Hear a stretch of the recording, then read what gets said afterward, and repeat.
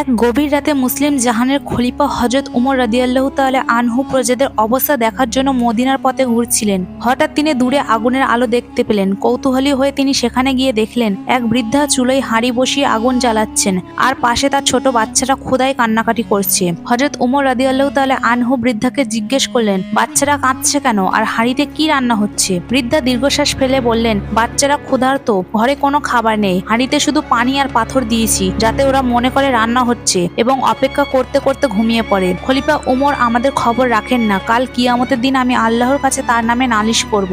একথা শুনে খলিফার বুক কেঁপে উঠল। তিনি দৌড়ে বাইতুল মালে রাষ্ট্রীয় কোষাগার গেলেন। আটা, খেজুর ও চর্বির একটি বড় বস্তা নিজের পিঠে তুলে নিলেন। তার ভীত বস্তাটি নিতে চাইলে উমর রাদিয়াল্লাহু তাআলা বললেন, আজ তুমি আমার বোঝা বইবে, কিন্তু কিয়ামতের দিন আমার পাপের বোঝা কি তুমি বহন করবে? তিনি নিজেই সেই বস্তা বহন করে বৃদ্ধার তাঁবুতে নিয়ে গেলেন। নিজের হাতে রান্না করে বাচ্চাদের পেট ভরে খাওয়ালেন। বাচ্চারা যখন হাসি মুখে ঘুমিয়ে পড়ল, তখন তিনি স্বস্তির নিঃশ্বাস পেলেন। যাওয়ার সময় নিজের পরিচয় দিয়ে তিনি বৃদ্ধার কাছে ক্ষমা চাইলেন।